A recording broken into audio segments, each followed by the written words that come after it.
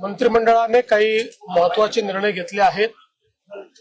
विशेषतः पहलगाम मध्ये दहशतवादी हल्ल्यामध्ये आमचे जे बांधव मृत्युमुखी पडले त्यांच्या कुटुंबाला प्रत्येकी 50 लाख रुपयाची मदत करण्याचा निर्णय हा आम्ही मंत्रिमंडळात घेतलेला आहे। याच सोबत ज्यांच्या घरी शिक्षणाचा प्रश्न आहे तो शिक्षणाचा प्रश्न सोडवणे, ज्यांच्याकडे रोजगाराचा प्रश्न असेल तर त्यांच्या पाल्यांना शासकीय नोकरीमध्ये त्या ठिकाणी नोकरी देणे, अशा प्रकारचा निर्णय देखील राज्याच्या मंत्रिमंडळाने आज घेतलेला आहे।